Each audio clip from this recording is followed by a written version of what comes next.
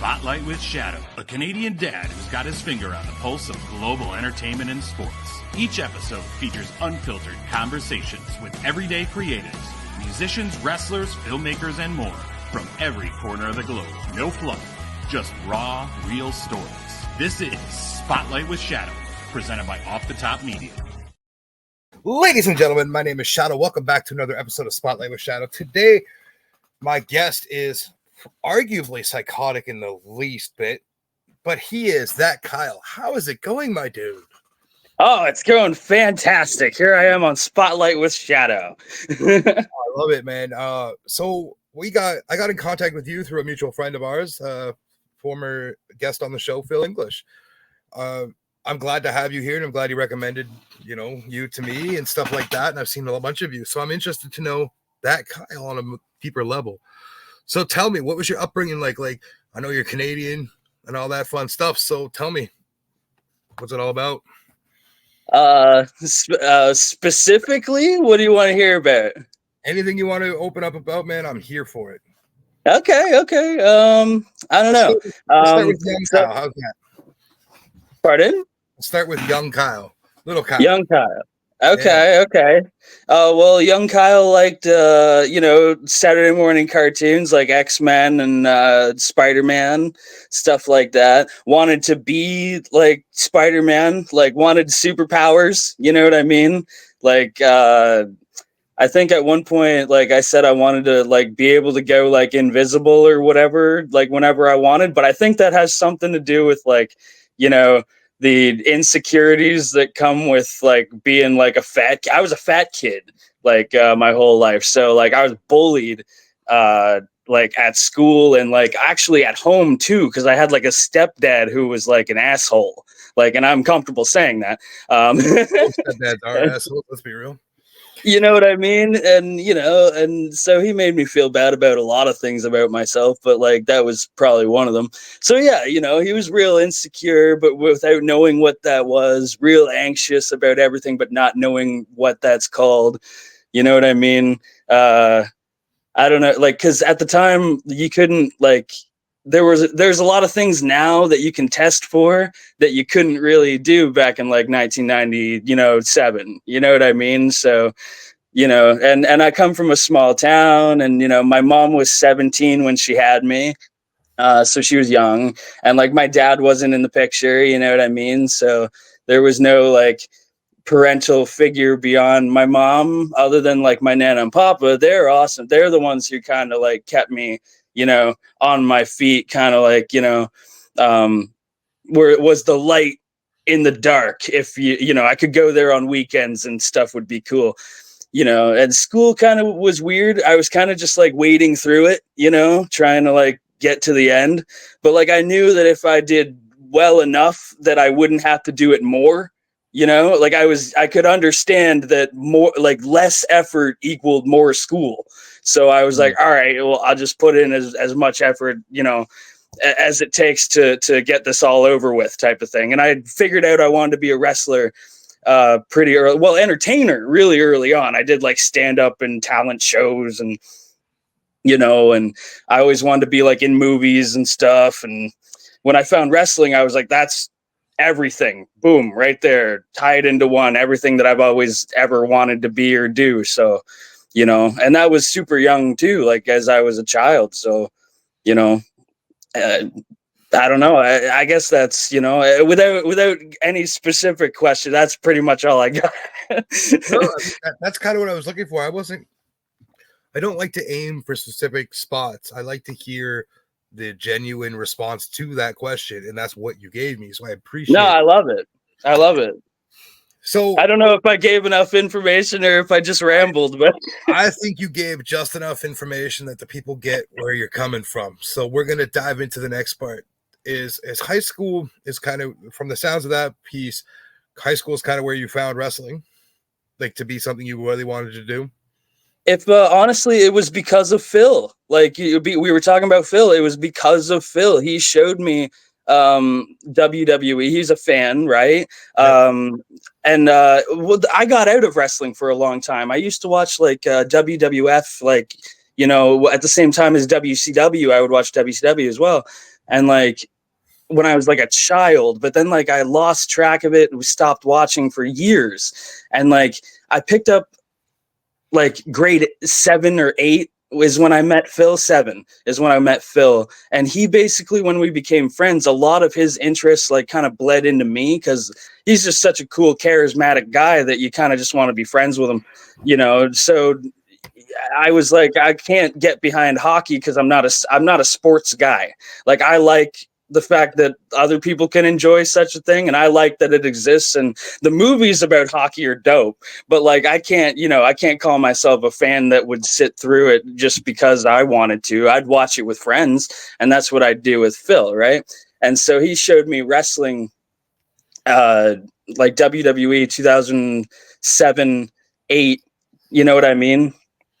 And we were watching it at his house. We were going to his cousin's house to watch Raw.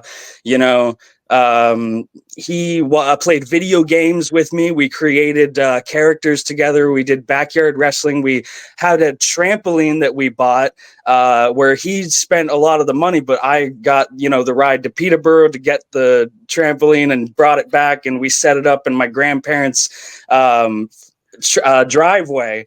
And we were only 2 guys, but we had a whole indie fed. We were a bunch of different characters. One guy was a masked character, and we both played him. So every once in a while, the masked character was a tall, skinny guy, and every once in a while, he was a short, fat guy. Yeah, I love that. But he was the same guy every time. It was the same character.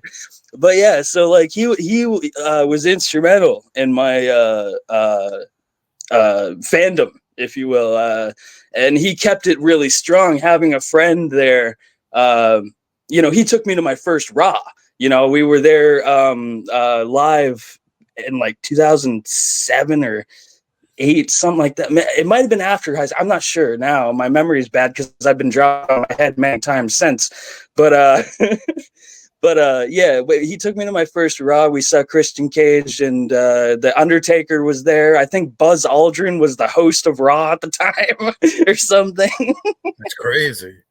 But yeah, so yeah, that's how I got into it. Was Phil basically, like he did that, and then I lived at his mom's house with him while I was training.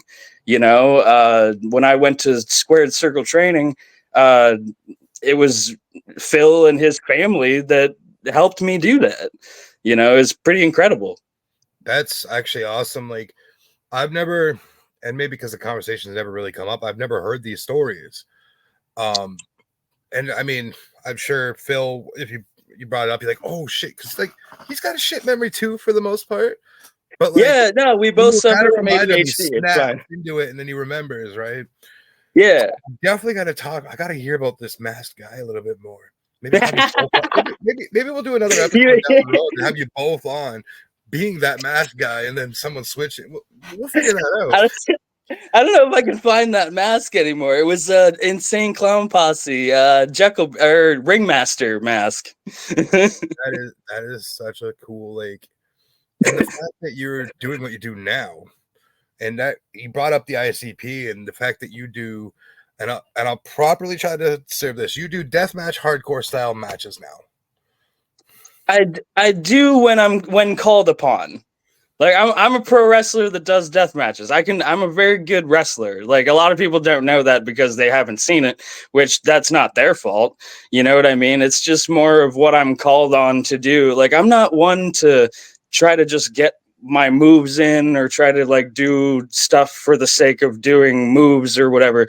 Like when the situation is what it is, that's how I react. Like you won't see the same moves in every match. You know, sometimes you will. You'll be like, oh, he's doing that thing he did, you know, or he's doing that thing he always does or whatever. But it's always situational. It's never, oh, I always have to get my corner elbows in, or I always have to make sure that I knee him in the face. You know what I mean? It's not like that, you know? So, you know, if the company or the promoter or whatever is like, we want you to be in a match with weapons against this guy, I'm going to apply whatever the style is in front of me. So like say a guy is more lucha style or whatever, which I've done before, I'm going to try to ground that guy, take him out at the knees or whatever. If he tries to dive at me to the outside, I'm going to grab a chair and throw it at his face as he's trying to do it. You know what I mean? Like stuff like that, you know.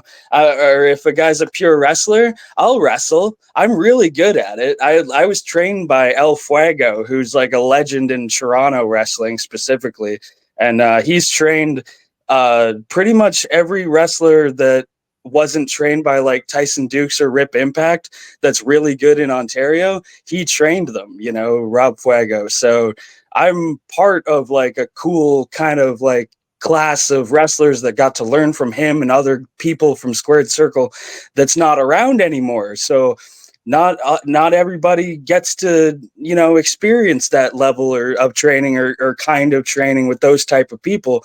So, you know, I consider myself lucky, and the fact that I don't always get to show my entire skill set or whatever, it doesn't really bother me. But there are people that ask, you know, they're like, oh, you know, you have like a hold for hold match that you've done where like, you know, it's just technical stuff. I'm like, not really, but if you watch this one, you'll see a little bit of it. You know what I mean? Right. So like, I only understand you from the point of the deathmatch / hardcore matches, because that's my favorite. I love to do those. That's what I was introduced to you in, right? I don't know if that made sense there, but I think you gather what I'm saying. Yes. But I love the fact that you're in the sense of the word classically trained. You're not just, oh man, I just do backyard wrestling, so now I'm just doing this. You're actually a professional wrestler trying, but you are the kind of guy that you love your booking. So, okay, Michigan wants you. Okay, let's go do this. And then maybe you go to BC. Okay, this is a peer wrestling. So that's your style? I would call hardcore my preferred style. Like I prefer to say that I'm just a pro wrestler. Like any pro wrestler would kind of tell you, it's like, it doesn't matter who's in front of me or what style they use. I can counter it in some way, shape or form. And I'm the exact same way. Like, am I more of a brawler? Not really, because my punches kind of suck. You know what I mean? So I kind of throw elbows and I throw like forearms and stuff like that. I was never a puncher, and I never kind of will be, I don't think. Like, so, you know, so maybe I'm a brawler because I take a guy to the outside, or, you know, I like using cool things like, you know, grabbing the ring skirt and throwing it over him as he's trying to come out after me, you know, using like your head, you know, and using your environment around you. And if the match calls for it, there's no rules, then I'm going to use whatever I can in order to win, you know, and I'm going to be creative about it too, because I'm a little bit weird. You know, so, I love that though. Like, you know what I mean? In a world full, I think a friend of mine once said, in a world full of Chads, be a Ross. Right on. I feel that. Now I gotta ask, because you're Kyle. Where's the Tribal and where's the Monsters? That's all it was in the beginning. I would be tagged in those memes and sent every new Kyle meme that ever came out for a good year, maybe 2 years. And I still get them to this day, just obviously not as frequent. But when they were the shit before the Area 51 memes started coming out, I was getting them all the time, right? So I kept thinking to myself, how could I turn this into something for wrestling? Because that's how my brain works. You know, everything is like, how do you relate it back to wrestling, essentially? And it's just been like that forever. So in that way, I was like, how do I take this and make it wrestling? And for 2 years, 3 years, 4 years, however long it was, it festered in my brain. Like the K in the style of the Monster M was something that I drew when I was, 26, 25, and I didn't debut as Kyle until 2020.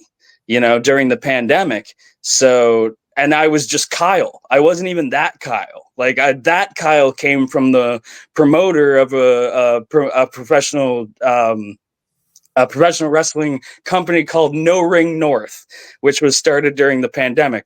And so essentially, as I wrestled as Kyle, but Kyle doesn't look good on a poster.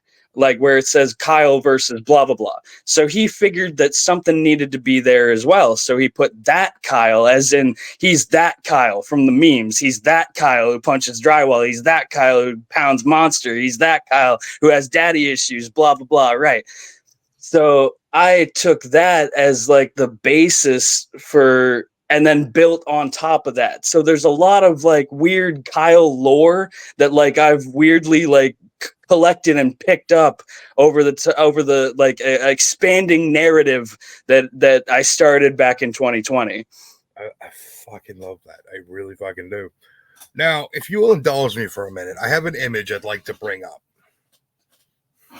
And if it's that's me and Phil, and I'm covered in blood. So this is Phil English, former guest on Spotlight with Shadow, and this is Kyle. And this happened in 2021, and this is a picture from Phil's personal page. I'm not going to shut up which one it is, but it's captioned, "This mad lad Kyle and I once split on a $300 trampoline so we could make wrestling videos when we were in grade 9 and 10. We were just talking about this. That clicked into me, and I'm like, this is an image I need to bring up.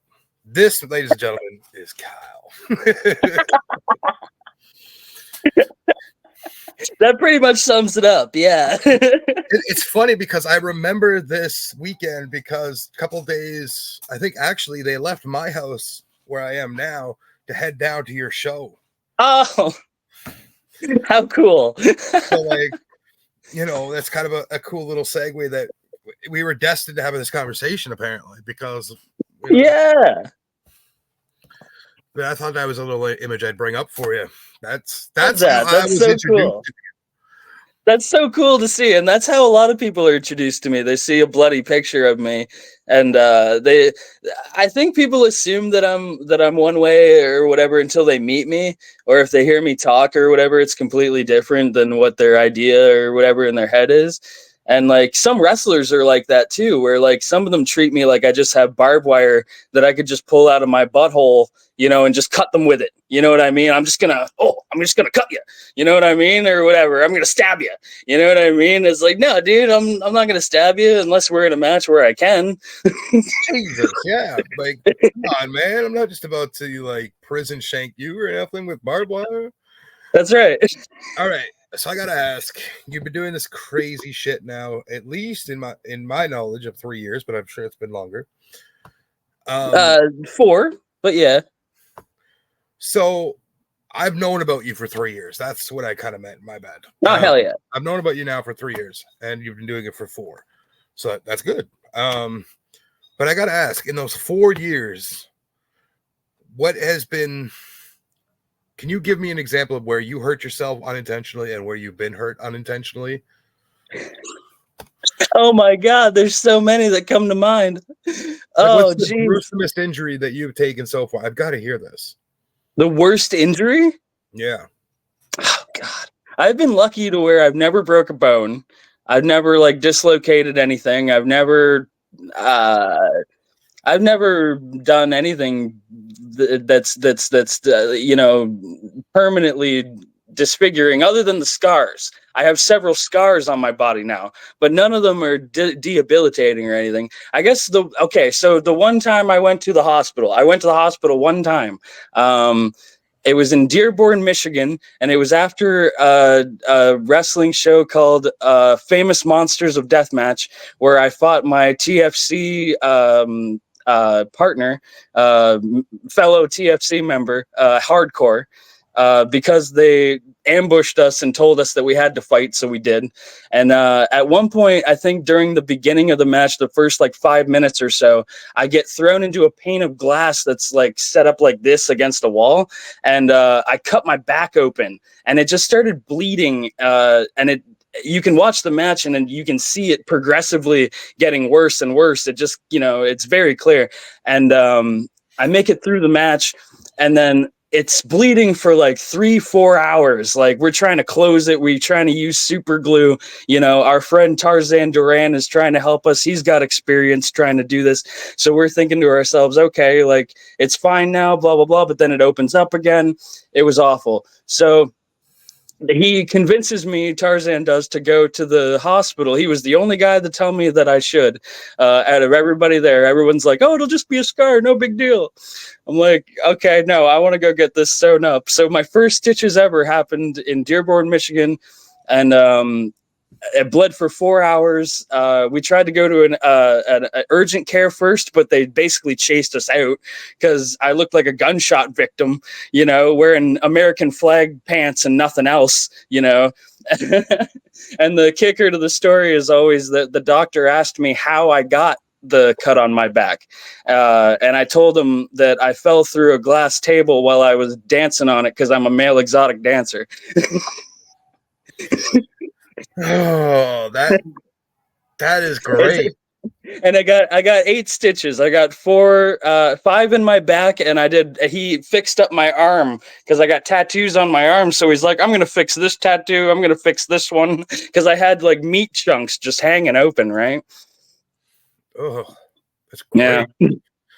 I mean, so that's probably my worst injury. I've never had stitches before that day. So that's probably the worst one. What is the most... I'm trying to figure out how to word this. What is the most hardcorest thing you've done to your opponent? Oh gosh. That's funny because like it's hard to not give you dead air on that one because now I'm thinking to myself through these matches, and I'm not sure that I'm the right person to ask that because I don't know what a normal person would consider like disturbing or bad or gross or I'll something like that. I'll rephrase to help you out. What is the most gnarly thing that you can think of that you've done to somebody? It doesn't need to be physically appealing to the normies, if you will. Okay. Just tell us what you think. Just trying not to gross people out. Okay, so at one point I did my finishing move, which is called the drill bit. I lift a guy up halfway with a double underhook, halfway suplex, and then we spin to the right and drop, right? And I did this to a guy onto a bundle of light tubes that was on top of a picnic table. And I've never landed on a picnic table before, but those things are sturdy and they don't have any give whatsoever. And so in order to do the drill bit, I have to pick a guy up. He sticks his feet out like this because I've picked him up like this. And then I spin and I turn his ass like that, but I got to go with him. So when we landed, I landed halfway off the table and just smacked the back of my head on this picnic table. And I went black. Like what brought me back was the audience. Somebody was like, pin him, and I brought me back. I was like, oh, all right, okay, and I roll over and I grab him right and I pull his leg up. 1, 2, kick out. I'm like, damn. So that sucked. And then like that was like something that I did to somebody else that messed me up. And it's like, I'm trying to think now. Okay, I took a Monster can one time, and a audience member gave it to me, and I bit it in half. They didn't think I was going to do this. They thought I was just going to kind of hit him with it or something, but I bit into it, and I snapped it in half, and I started stabbing his head with it and, like, cutting it. You know what I mean? Right. I fucking love this, man. Like, I got to watch this shit more. Yeah. But yeah, I don't know. That one got a really good reaction. This one time, this guy kicked me in the head really hard for no reason. He just kind of like was trying to keep me down or something while he was setting the other guy up because it was a 3-way match. So he runs over, he just boots me right in the side of the head, right? And I lose my hearing and I'm fucking pissed, right? So I'm on the side and I stand up and I'm kicking the other guy, and then this guy kicks me in the face, so I'm even more mad. And at one point, I'm like skewering the other guy, right? So I got a bundle of skewers, and I'm stabbing him in the head, and he gets the better of me, stabs me in the head. So we got the skewers hanging out of our heads, and we're like, ah! And the third guy comes in, and he's like, screw that, runs out, right? So other guy runs out, grabs that guy, pulls his ass back in. I grab the skewers. He holds him down. I stab his ass, right? The audience is like, ah, ha, ha, you know? And then for good measure, I just like whip kicked him right in the face with the skewers like sticking out. And I was like, "There's your receipt, bud." Like, and he's still got a cut on his eye, or a scar on his eye to this day. That is, yeah, bro. That sounds fun. I don't know. Maybe I'm just twisted as you are, but that sounds fun. No, the audience loved it. They still talk about that. And him and I are better friends to this day because I kicked him in the face like that. Friends because you almost impacted his brain a bit, but that's right. So I see the vest you got on. Is this a part of your gear? I walk out with this vest on, but I also wear it all the time. Yeah. What do we got on there? We got some pins and stuff on there and places. Several. Oh, there's so many. I have a frog here that's dressed like a mailman. That's my wife. She's a mailman. And I have me next to it, which is just this angry little pissed off frog that's holding a cup of coffee. I see you got a friend of the show, Burning Bridges, there. I have Burning Bridges. I have a Rochester garbage plate. I have several knives. I have like this one, fuck around, find out. I got peace was never an option. There's a little knife. I got this from a wrestler named Schwartzy, right from him. He's a hero of mine. I love him. Speaking of heroes, the Green Phantom. I have 2 Green Phantom pins. I make sure that I always have my Green Phantom pins because he's my hero. And that's the shirt you're wearing. Sometimes too, right? Tag team partner. Is that the shirt you're wearing? Yes, Green Phantom. Yes, I love that. Yes, he's the shit. He's like the best deathmatch wrestler to ever come out of Canada. I'll tell you that, the number one. And I like to represent him. And I got my KFC over here because I'm always in their parking lot fighting people. So I got to represent. That's where I hang out. That's what I do during the day. Yeah. And powered by anxiety. I got the TFC one here. This one was made by TFC member Cody Love, who's no longer in the business, but he's still a member of Total Fucking Chaos. And he made that special for me, so I keep that. Freak pin, that one is the guy who gave me my first match ever, my first booking, my first show in front of people. This dude gave me that, so I keep him on there all the time. AHC, which is Atlanta Hate Crew, which is a tag team in Ontario that's just coming up now that I support. I manage them sometimes and I team with them. That's Chris Paradise and John Crew. They're awesome. You should look out for those guys too. They're awesome. Yeah, you heard it here from Kyle. Make sure you're watching for these men to come up in the biz. Legit.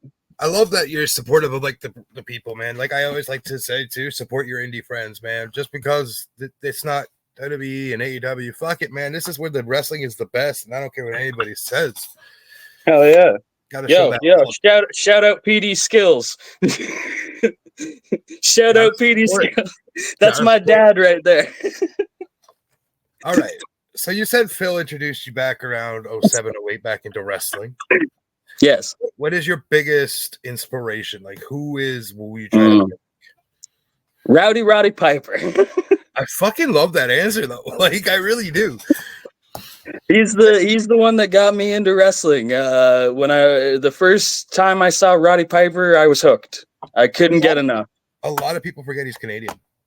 I know a lot of people don't know that, but you hear him talk, and it's guaranteed that you just know. Sense then, but they often forget that he's one of the greater Canadian wrestlers to ever come out of Canada. And I love that he's like Canadian, but he's Scottish descent, and he has like blue eyes and like brown hair stuff. He's basically me, is what I'm saying. So like the narcissism in me just like exploded. I was like, oh, I could be this guy, you know. And I mean, that makes sense. I get it. All right, solid question. We're gonna put 2 Canadian wrestlers against each other here. Brett or Owen? Oh, Christ. Oh, no. Why would you ask such a thing? I would say Brett, only because I was such a big fan as a kid growing up. Like, I would drop elbows on my papa from halfway across the couch yelling, "Hitman Hart!" You know what I mean? So I got to go with my Brett. We're going to end the interview here. This is no good anymore. Why? I truly believe Owen was the better of the 2. Really? Okay. Well, I'm not going to fight you on it. Owen's amazing. He's awesome in every way. I don't want to get stabbed. So I just think, and I'll give you a quick example of why I think Owen was better. If Owen would have got to live a little bit longer, I think he would have fit into the WWE's going into the 2000s, late 2000s. He'd still be around in the business now, but not a wrestler. Where he could fit that role anywhere. You need the gimmick guy that could go out there and be a clown. He's got you. You need him to be super serious. He's got you. You need him to be a tag team. He's got you. Like, he was so versatile. Where you look at Brett, can't argue his skill. I'm not even arguing that. But his versatility, he was just always Captain Serious. Like, you really never got range with him. He was just what he was, and that's what it was. That's fair. I'm under the impression that every wrestler should be able to, quote unquote, show their ass. You know what I mean? Raven, who is a huge inspiration and a guy that I model my life after. You know, he stresses that. You know, psychology over everything else. You know, story over everything else. You know what I mean? That's how I live my wrestling life. You know, I'm not into moves. I don't care. I only care about the story being told. That's why I'm a big Bray Wyatt fan. Bray Wyatt, huge Bray Wyatt fan. He was the only thing that kept me as a WWE fan for a very long time. We lost him way too young, but 1000%. As we did Owen, which that's another thing too, is I didn't really get to appreciate Owen Hart, especially during his life. It was posthumous when I got into like all the wrestling, like a lot of guys that I discovered after they were already passed on, like Eddie Guerrero. It was very sad to me, or Danny Havoc for that matter. You know, guys like that who you know, they provide so much inspiration and so much, you know, fire still, even though their life is over, they provide so much life for other people. You know what I mean? Yeah. And you know what? I feel like this next question, and I'll actually get an honest answer out of you, because I don't feel like you like hide away from these kind of questions. Chris Benoit. Yeah, I was a fan. I was and I was in grade 7, I believe, when that whole thing happened, and it blew my mind apart. I didn't believe that it was real. I thought that it was like, I thought it was fake, you know, in some way, shape, or form. I had no idea. I was a kid, you know, so I was trying to rationalize it in my head because I was such a huge Chris Benoit fan. So now that I'm an adult and, you know, I've seen the documentaries and I've seen, you know, we know what we know about CTE, and we know, you know, all this stuff and that freaks me out, you know, like I've been hit in the head. I've had a few concussions, man, probably more than I can actually count, to be honest. So right.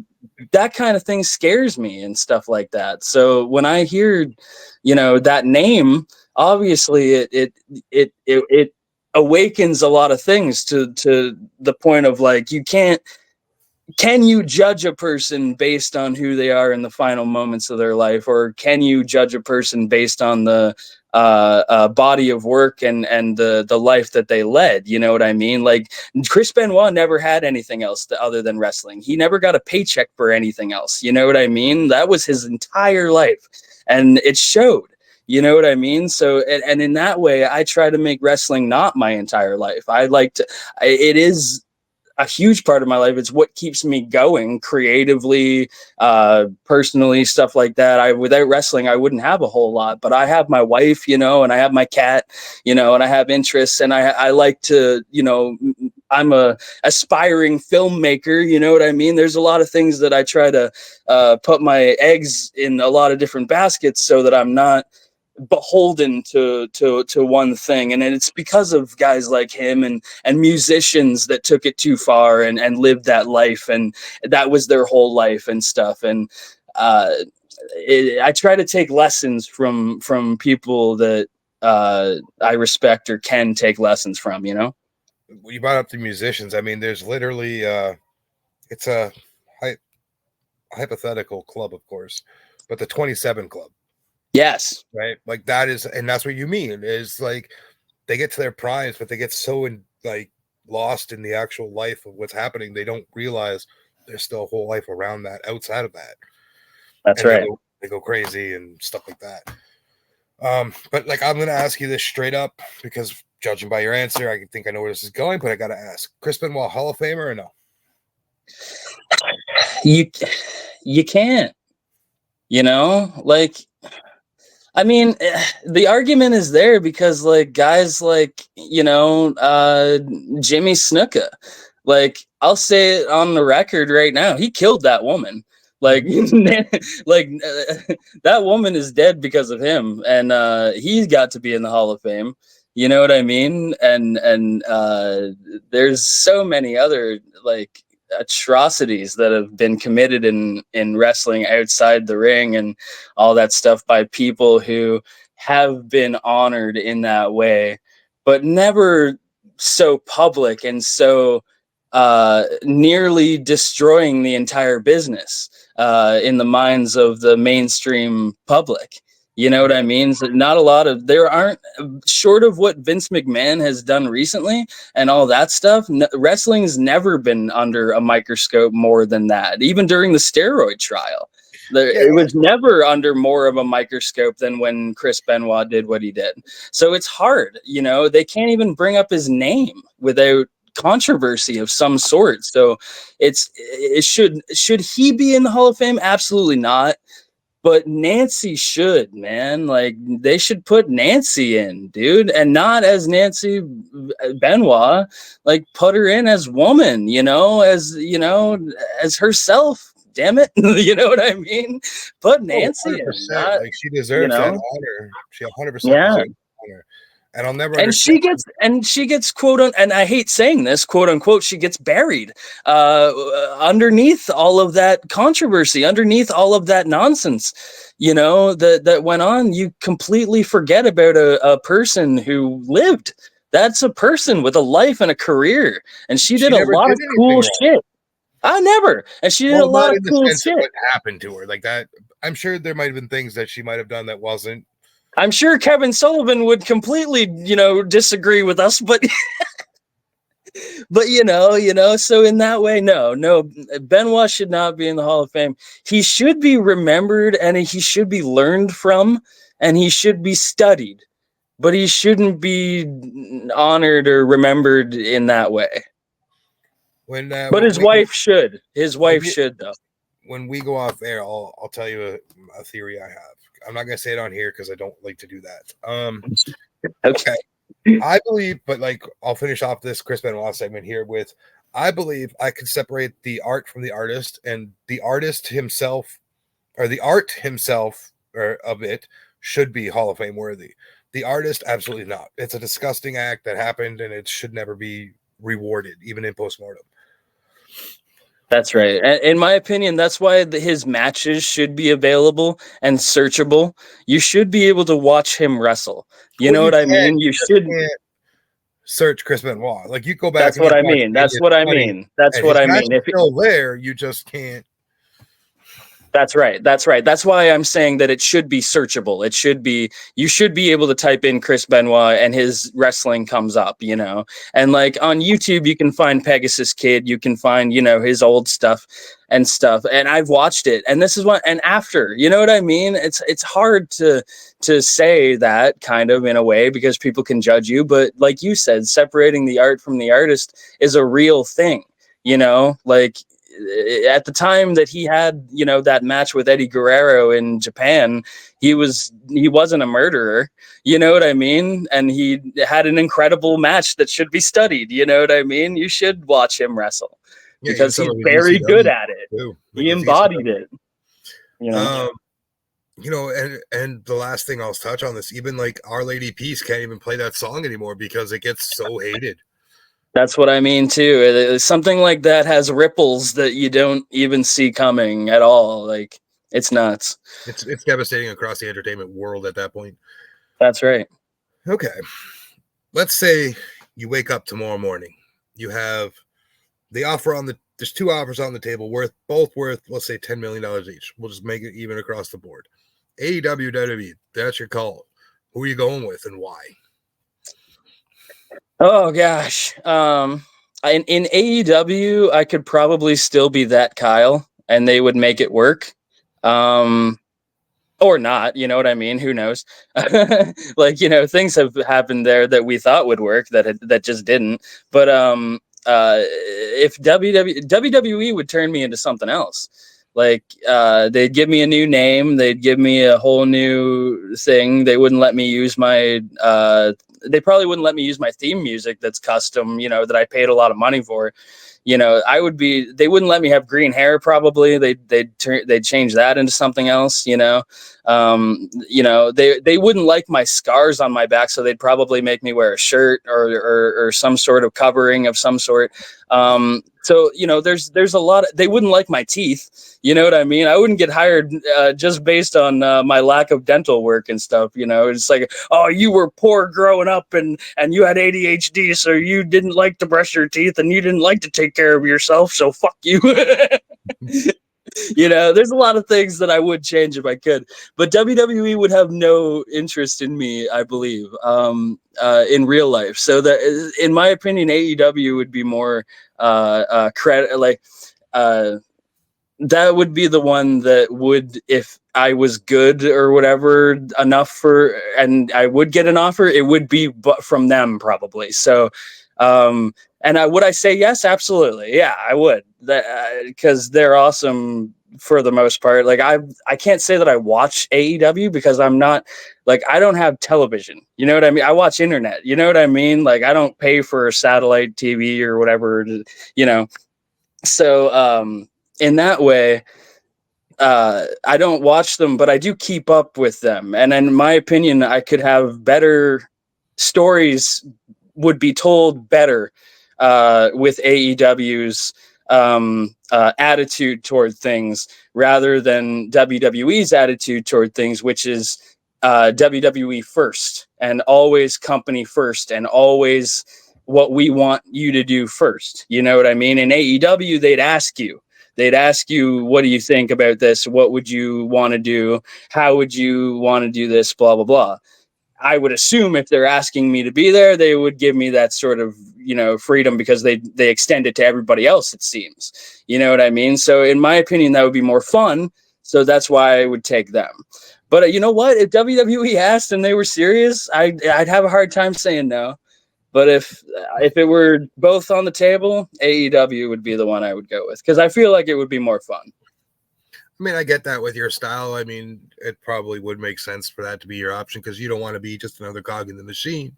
You want to be the next standout. That's right. Well, not even. I don't mind being a cog in a machine. I'll be a member of a team. You know what I mean? Like, that's the thing with WWE is sometimes I get what you're saying. You lose your originality. That's what I mean. So, yeah. Like if I was like a Wyatt Six member, you know what I mean? Like that's something cool. You know what I mean? Or if I was Joe Gacy got his own team after the Wyatt Six breakup eventually, and you know I was part of that. That'd be sick. You know what I mean? Something like that. In Impact, if Sami Callihan had a team and I could be part of it, that's something that would fit my aesthetic. You know what I mean? No, it would be something that I could sink my teeth into and be fun. I mean, that's super fair. You had mentioned to me, we were chatting before we started recording this episode, that you went down to the States for deathmatch wrestling. And it's a very different thing. And even you recognize that really quickly going down to the States. So I want to hear that, but I also want to ask, do you see yourself ever traveling to Japan and stuff for these death matches? That's the dream. I assume that's the dream of every person that enjoys doing death matches, is that they want to go to the absolute mecca of deathmatch wrestling, and that's what Japan is. You know, like anyone can say what they want about anywhere, but Japan is where everybody wants to go. I just want to go there because it's a beautiful place and I'd love to visit. So tell me your experience. Like, you're Canadian. You had deathmatch in your head of what it was. You went down to, I believe, Michigan it was. Yes. And that was a complete flip of what you thought deathmatch was? I wouldn't say it's a complete flip. I would say it's exactly what I was expecting. I would say because I've very limited experience with with glass, you know, being in matches with glass. I've only had, I would say maybe 5 matches that included glass. And even then, but up until I had my match with Remington Roar for Ruthless Pro just recently, I hadn't had that much glass involved in a match, and it was the first time involved with that much glass in a ring. I'd done a lot of no ring matches up to that point, even in the States, that involved glass, and even then, I wasn't getting the amount of damage that I got in the match with Remington because of the atmosphere. Like, it was King of the Kill weekend, so it's their WrestleMania, it's their deathmatch tournament, you know, and we were in a non-tournament match that took place in the later rounds of the tournament, right? So we had a responsibility, or at least I thought we had a responsibility in my head to kind of not like to keep up with the guys that are fighting for the King of the Kill title. You know what I mean? Like, I'm fighting for the Kamikaze Championship. There's only ever been two people that have ever held that title. And Remington Roar is probably one of the biggest up-and-coming deathmatch wrestlers in all of the entire world, you know, not just America, not just anywhere. So it's such a huge opportunity that I was like, I will, you know, put myself through this much damage with this much glass and this much craziness because I respect deathmatch wrestling and I love the fact that I was able to be there for that. So I took that risk and everything. Would I take that risk every weekend? I don't think so, because it's so much different than what people would think. You know, wrestling is hard enough as it is, and then you add the element of things flying at your face that are microscopic to the point where if you take a breath at the wrong point, you've just swallowed or inhaled into your lungs a piece of broken glass. Like, think about that for a minute. Think about how you've been cut with broken glass before, how you've been afraid to go near broken glass before because you're a human being and that's what you've been trained to think your entire life.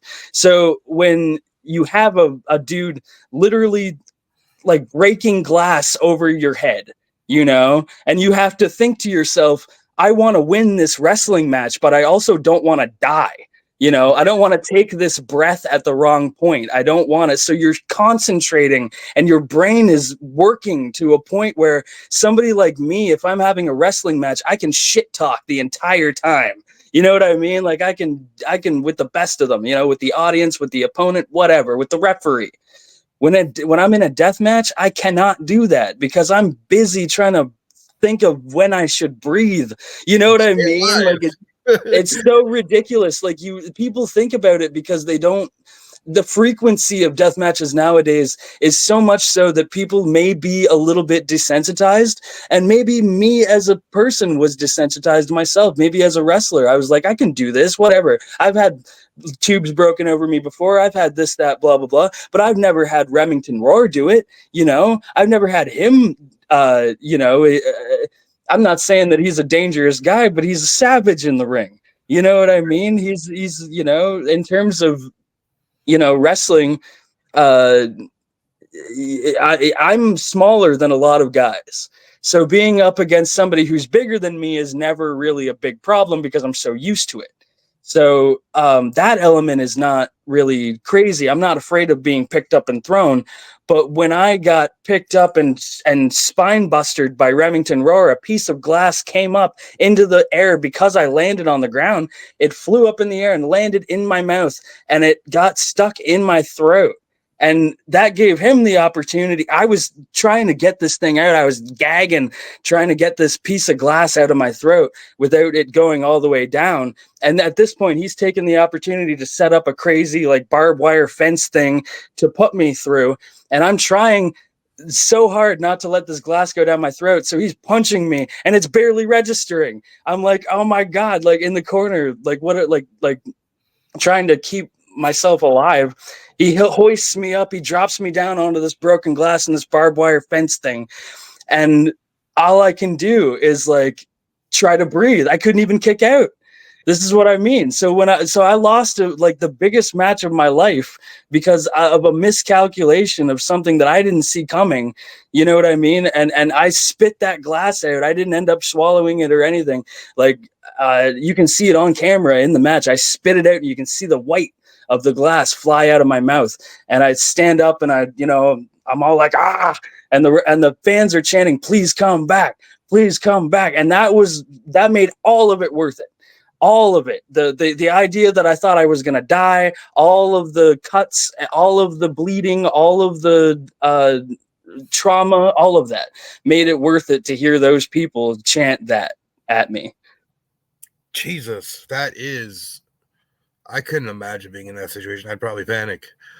That's what I did. I had anxiety, like it's incredible. And now I'm gonna worry about that every single time. But also, I'm gonna take much more care and close my mouth or do it. This is what I mean. More for the brain to be doing during the match. Making sure my mouth's closed so I don't die. So you don't have to answer this question because it's kind of personal. How does your wife feel, especially about that incident? My wife is very cool. She encourages me to do this kind of thing. She drives me. She cleans me up after. She deals with me while I'm bitching about how much I'm hurting. Yeah. She, the last match, she bought a pee pad for the bed at the hotel, because I would be bleeding, and so it would they would charge us for the sheets that I ruined. So she bought a pee pad thing for me to lay down on. So she's always has the first aid kit, and she's very smart, and she knows everything there is to know about all that shit. So I'm always in good hands. I absolutely love that you have a supportive spouse, especially in something that you do like that. She met me at my deathmatch tournament, so she knew exactly what she was getting into. I love that even more. Like, that is... So, a friend of yours found out you're coming on to Spotlight with Shadow, and he sent me a message to relate to you. Okay. And the message is, how does it feel to get eliminated and lose a Rumble to Rush? Oh.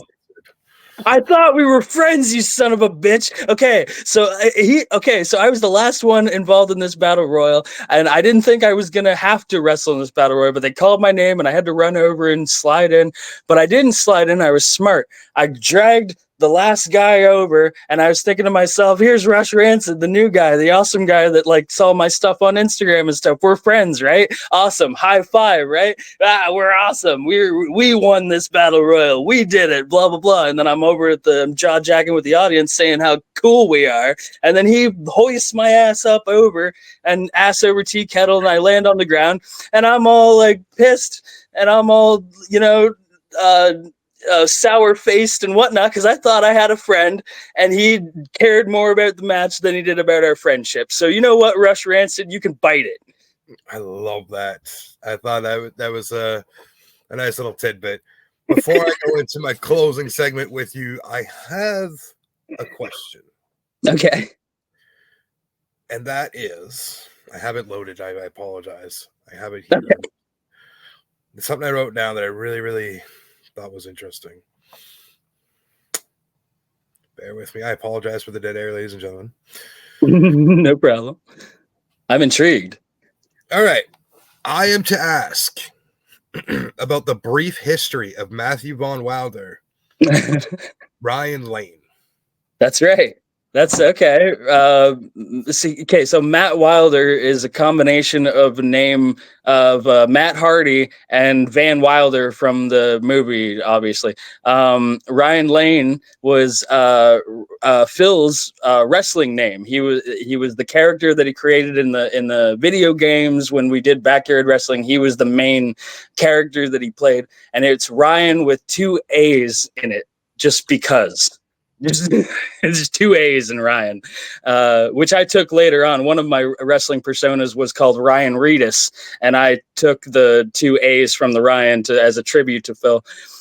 So we did backyard stuff. We did the video game SmackDown vs. Raw 2008. He had an amazing feud with Christopher Daniels that it culminated in a ladder match that is still talked about and remembered to this day. It's legendary ladder match with Christopher Daniels. But so he helped me come up with Matt Van Wilder. we were part of a fraternity. We were the Matarai fraternity. So and we had guys like Kurt Hawkins and and what was his name? What was his name in WWE? Vance Archer was his name in WWE. Vance Archer was his name. So we had followers. Alex Riley was one of them, I think. So yeah, it was all in the video game and somewhat in real life. But even just reminiscing about that now, that's so cool. Yeah, but no, when I spoke to Phil about having you on, he was like super pumped. Yeah. And I asked him because he knows you a lot better than I know you. And I said, give me something that'll pop. Yeah. And he's like, save this for the end. But yeah. So kudos to Phil English once again for that amazing question. Yeah. I hope I answered it. There's so much more to it too, probably because it lasted years, so many years. Oh, Shaggy Two Dope and Violent J. He had a feud with Shaggy Two Dope, and while he was fighting Christopher Daniels, because they're both bald. So the guy says to him, "Take out the bald guy." So he fights them both instead, and then he has to fight Shaggy Two Dope at WrestleMania.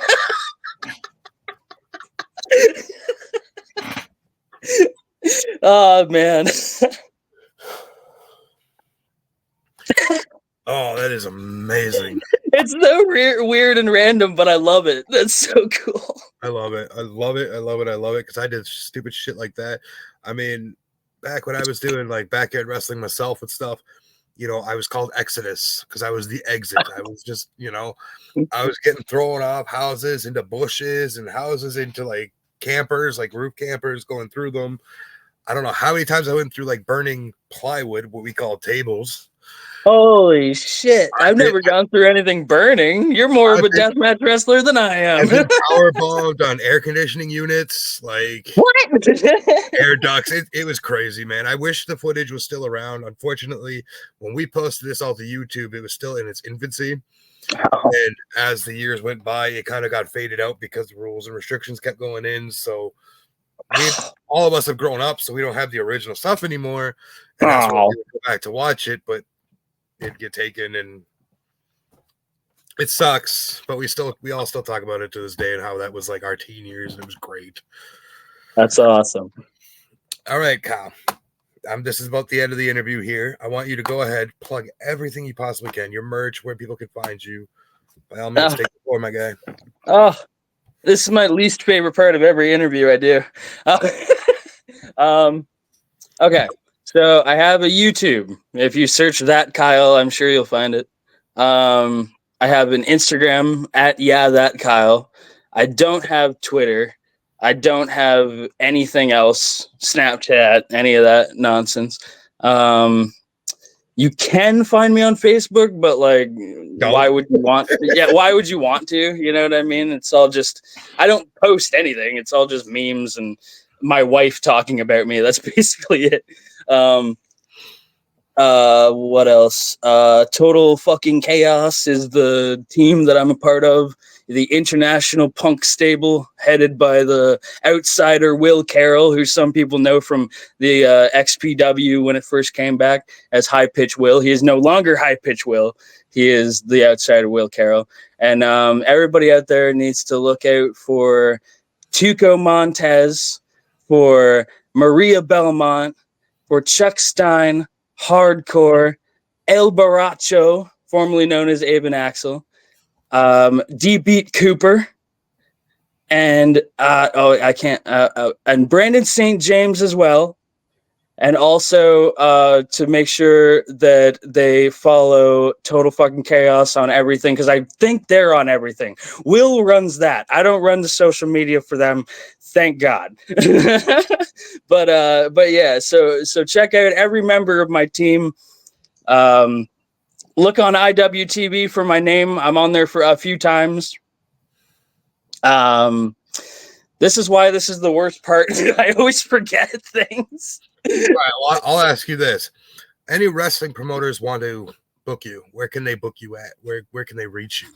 Everybody always uses the social media DMs, so it's either the Facebook Messenger or the Instagram Messenger, but I also have an email, bookthatkyle@gmail.com, and they can use that if they'd like to. And anybody can, if they want to, do an interview with me like this one, or if they want me to come to their birthday party or whatever, and, I can dance on your glass table and fall through it and then go to the hospital and have them ask questions.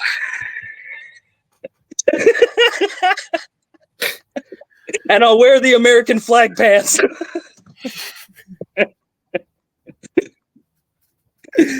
love that. I have a few people that I will be throwing your name to for future interviews and bookings. I have in touch with promoters and stuff. So I'm going to go ahead with that because, that's what we do here. We spread the love. We support our indie friends, ladies and gentlemen. With that being said, you can find me on the Twitter at that guy Shadow91. You can find me on TikTok, but I really don't post shit. It's just random now. That guy Shadow.91. Find me anywhere else. Go fuck yourself. I don't give a shit. But that being said, I am Shadow. This is my guest Kyle. We are done with this interview. We will catch you on the next one. Peace. Bye.